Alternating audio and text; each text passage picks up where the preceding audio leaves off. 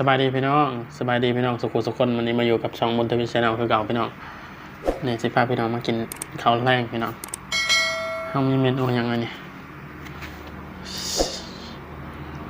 นี่ตามพี่น้องมีเนื้อนะเนื้อสดๆแล้วก็มีนี่นะพี่น้อง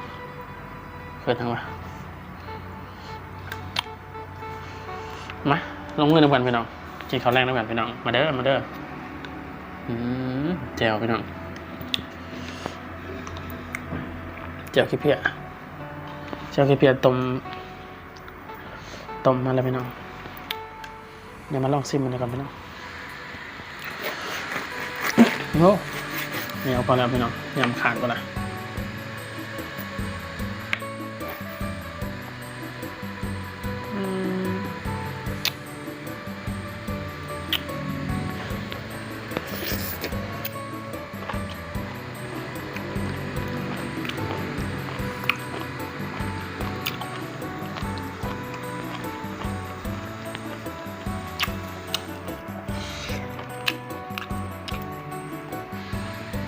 ผักเฮามันมีหลายอย่างผัก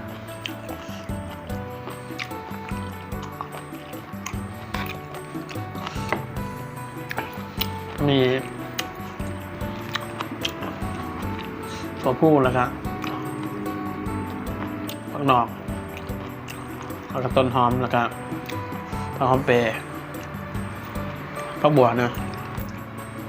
ต้นหอมผักบัวกันเดียวกันนะพี่น้องนะ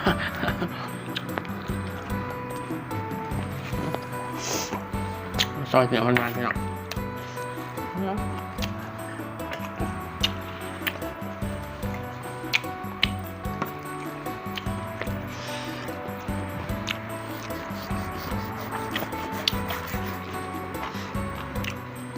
ใหญ่บอกพี่น้อง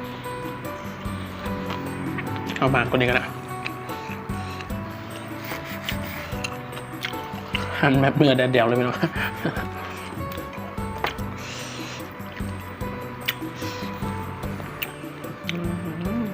พี่น้อง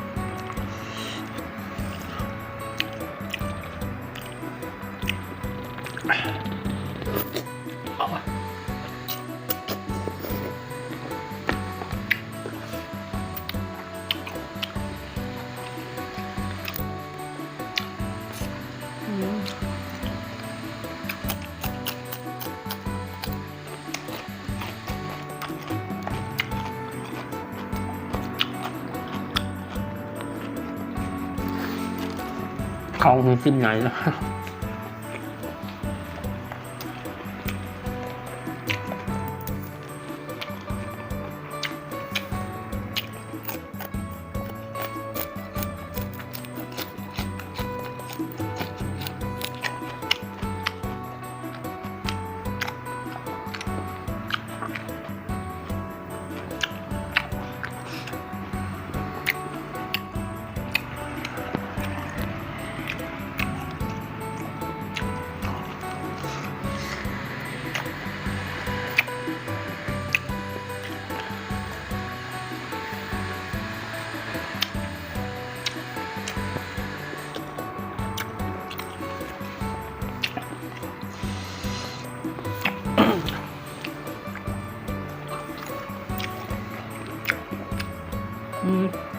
หวานเปรี้ยว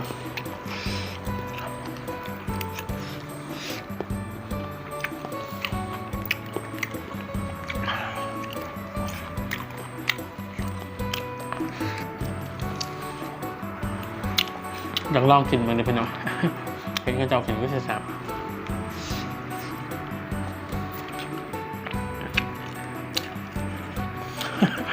ซื้อมาตับประกาศกิน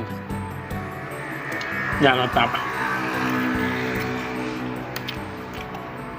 เดี๋ยวก็จะลองซิมมันจังหวะก่อนพี่น้องมันเป็นเท่าไหร่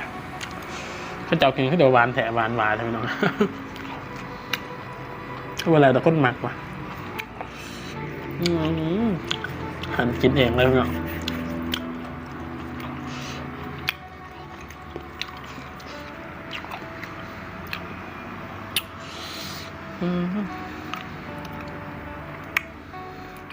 เอาอันนี้พันตำนะพี่น้อง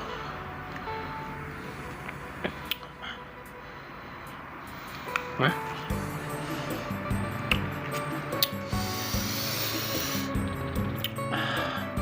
ทำได้ไงน้องเนี่ย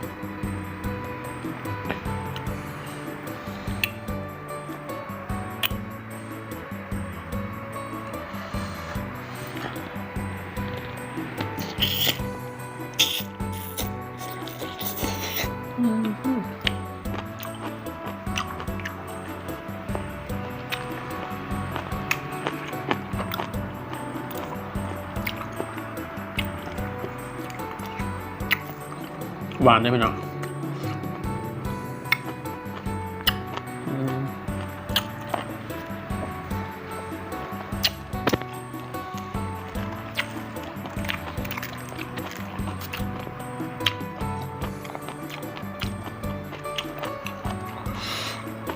แสดงว่ามันสดแต่เป็นหนังหวานเนาะ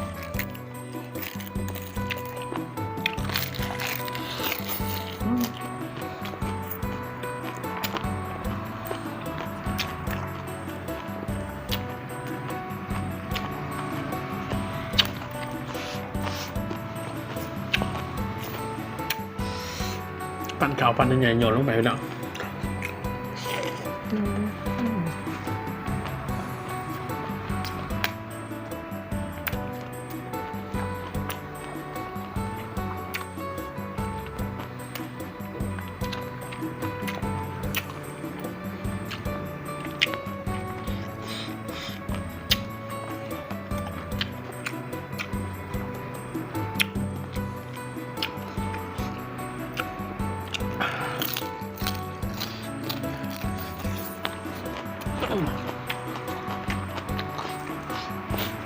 พักหลอกไปเนาะ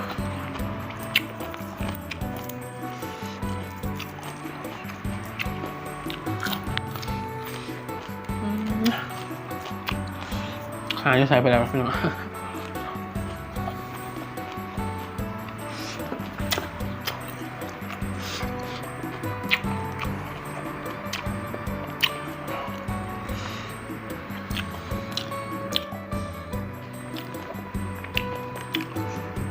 เนี่ยทำๆไปหน่อย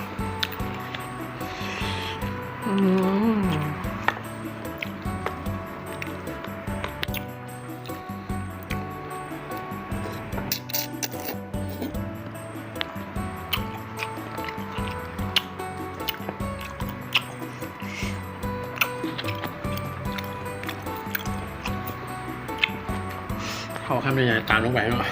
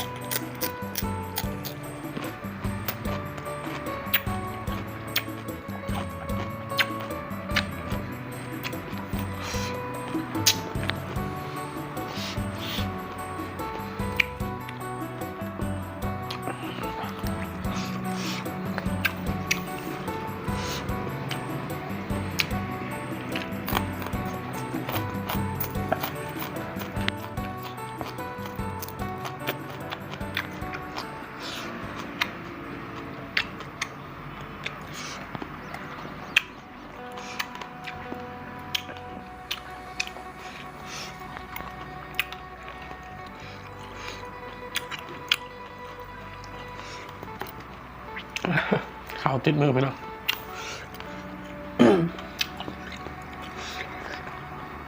แจ่วก็คนไปเนาะคนใส่ข้าวขัวอะไรนะ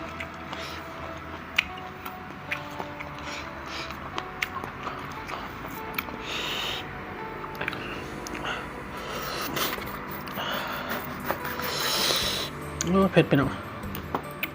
ว่าจะใหญ่ไปป่ะเดี๋ยวไปวางคนนี้ก่อนนี่มันเข้าปากไม่ได้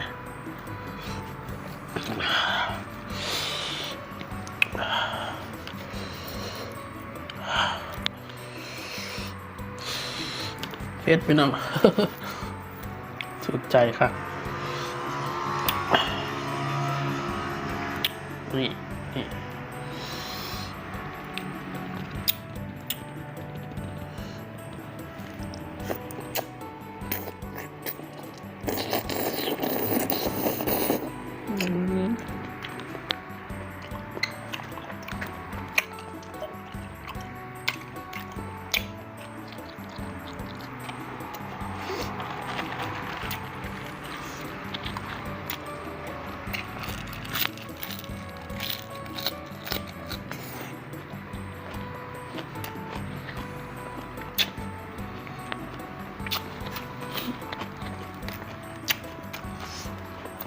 จะปากเต็มคำเลยจังจุดใจครับ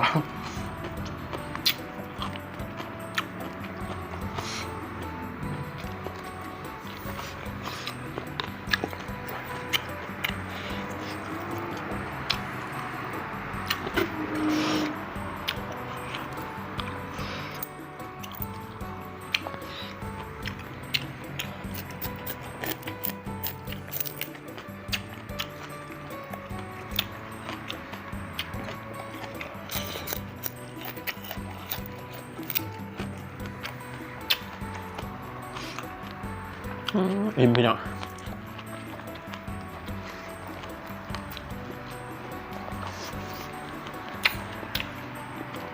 อยากอิ่มไม่ได้หรอก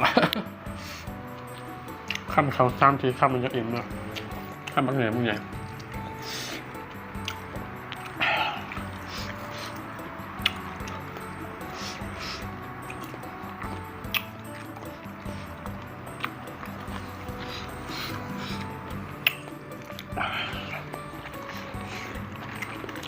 ถ้ามันเหนียวมันยำมาละ